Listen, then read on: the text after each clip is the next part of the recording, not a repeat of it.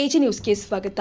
ಪಕ್ಕದ ತೆಲಂಗಾಣ ರಾಜ್ಯದ ಜಹೀರಾಬಾದ್ ಬಳಿ ನಿನ್ನೆ ರಾತ್ರಿ ಸಂಭವಿಸಿದ ಭೀಕರ ರಸ್ತೆ ಅಪಘಾತದಲ್ಲಿ ಬೀದರ್ ದಕ್ಷಿಣ ವಿಧಾನಸಭಾ ಕ್ಷೇತ್ರದ ರಾಜಾಗೀರ ಗ್ರಾಮದ 6 ದಲಿತ ಮಕ್ಕಳು ಮೃತಪಟ್ಟಿರುವ ಘಟನೆ ಅತ್ಯಂತ ದುಃಖಕರವಾಗಿದೆ.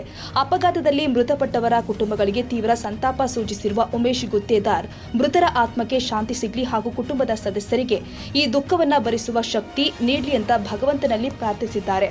ಅಪಘಾತದಲ್ಲಿ ಗಾಯಗೊಂಡಿರುವ ಎಲ್ಲರೂ ಕೂಡ ಶೀಘ್ರವೇ ಗುಣಮುಖರಾಗಲಿ ಅಂತ ಅವರು ಹಾರೈಸಿದ್ದಾರೆ. ಜೊತೆಗೆ ಮೃತರ ಕುಟುಂಬಗಳಿಗೆ ತಲಾ 20 ಲಕ್ಷ ರೂಪಾಯಿ ಪರಿಹಾರ ಕೊಡಬೇಕು ಅಂತ ಸಚಿವ ಈಶ್ವರ ಖಂಡ್ರೆ ಅವರಿಗೆ ಉಮೇಶ್ ಗುತ್ತೇದಾರ್ ಮನವಿ ಕೂಡ ಮಾಡಿದ್ದಾರೆ. ಘಟನೆಗೆ ಸಂಬಂಧಿಸಿದಂತೆ ಗಾಯಾಳುಗಳಿಗೆ ಸೂಕ್ತ ಚಿಕಿತ್ಸೆ ಹಾಗೂ ಮೃತರ ಕುಟುಂಬಗಳಿಗೆ ಅಗತ್ಯ ನೆರವು ಒದಗಿಸುವಂತೆ ಸರ್ಕಾರ ಕ್ರಮ ಕೈಗೊಳ್ಳಬೇಕು ಅಂತ ಅವರು ಒತ್ತಾಯಿಸಿದ್ದಾರೆ. ಎಲ್ಲರಿಗೂ ಜೈ ಭೀಮ್.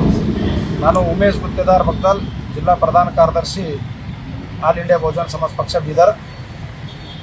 ಏನು ರಾಜ್ಯದಲ್ಲಿ ನಿಷೇಧಿತ ಮಾಂಸಕ್ಕೆ ಬಲಿಯಾದ ಸಂಜುಕುಮಾರ್ ಕುಟುಂಬಕ್ಕೆ ಶಾಶ್ವತ ಪರಿಹಾರ ಕೋರಿ ಧರಣಿ ಸತ್ಯಾಗ್ರಹ ಮಾಡ್ತೀವಿ. ಇವತ್ತಿಗೆ 6 ದಿವಸ ಆಯಿತು.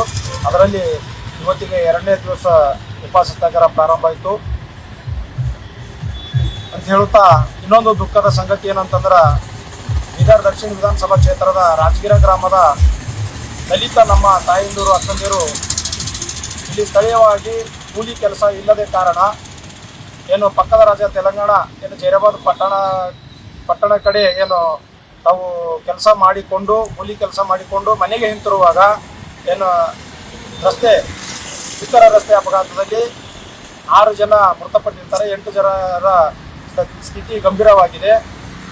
ನಾನು ಮೃತಪಟ್ಟವರಿಗೆ ಭಾವಪೂರ್ಣ ಶ್ರದ್ಧಾಂಜಲಿ ಸಲ್ಲಿಸ್ತೀನಿ ಹಾಗೂ ಅವರ ಕುಟುಂಬದವರಿಗೆ ದುಃಖ ಭರಿಸುವ ಶಕ್ತಿ ಆ ಭಗವಂತನು ನೀಡಲಿ ಅಂತ ಇಲ್ಲಿ ಪ್ರಾರ್ಥಿಸ್ತೀನಿ. ಹಾಗೂ ಏನು 8 ಜನರ ಏನು ಸ್ಥಿತಿ ಗಂಭೀರದ ಅವರು ಕೂಡ ಅತಿ ಬೇಗ ಗುಣಮುಖರಾಗಲಿ ಅಂತ ಹೇಳಿ ಪ್ರಾರ್ಥಿಸ್ತೀನಿ.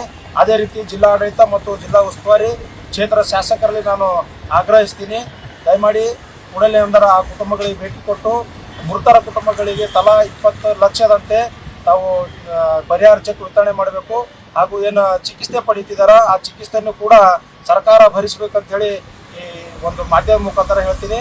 ಮತ್ತು ನಾನು ಒತ್ತಾಯ ಮಾಡ್ತೀನಿ, ಅಂತ್ಯ ಸಂಸ್ಕಾರಕ್ಕಿಂತ ಮೊದಲೇ ಆ ಕುಟುಂಬಗಳಿಗೆ ಚೆಕ್ ವಿತರಣೆ ಮಾಡಿ ಆ ಸರ್ಕಾರ ಮತ್ತು ಜಿಲ್ಲಾಡಳಿತ, ಜಿಲ್ಲಾ ಉಸ್ತುವಾರಿ ಮೃತರ ಹಾಗೂ ನೊಂದರ ಕುಟುಂಬ ಜೊತೆ ನಿಲ್ಬೇಕಂತ ಹೇಳಿ ನಾನು ಮಾಧ್ಯಮ ಮುಖಾಂತರ ಮನವಿ ಮಾಡ್ಕೊಳ್ತೀನಿ. ಜೈ ಭೀಮ್, ಜೈ ಸಂವಿಧಾನ್, ಜೈ ಕಾಂಚೀರಾಮ್. Suryakant Jatagonda, Bidar, AG news. ಕನ್ನಡಿಗರ ಮೆಚ್ಚಿನ ನಿಮ್ಮ ಎಜೆ 24/7 ನ್ಯೂಸ್ ಕನ್ನಡ ವಾಹಿನಿ ಇದೀಗ ಟಿವಿಯಲ್ಲಿ ಲಭ್ಯ. ವೇಳೆ ನೋಟಿಸ್ ಕೊಟ್ಟಿದ್ರೆ ವಾಪಸ್ ತಗೋತೀವಿ.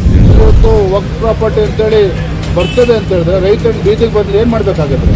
ಯಾರು ವೋಟ್ ಹಾಕಿಲ್ಲ ಅಂದ್ರೆ ಗ್ಯಾರಂಟಿನೆಲ್ಲ ಸ್ಟಾಪ್ ಮಾಡ್ಬಿಡ್ತೀವಿ.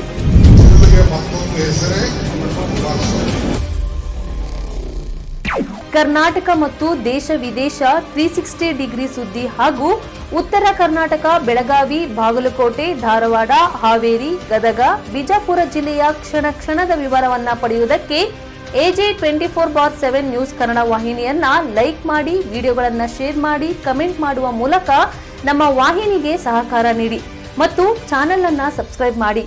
ಧನ್ಯವಾದಗಳು.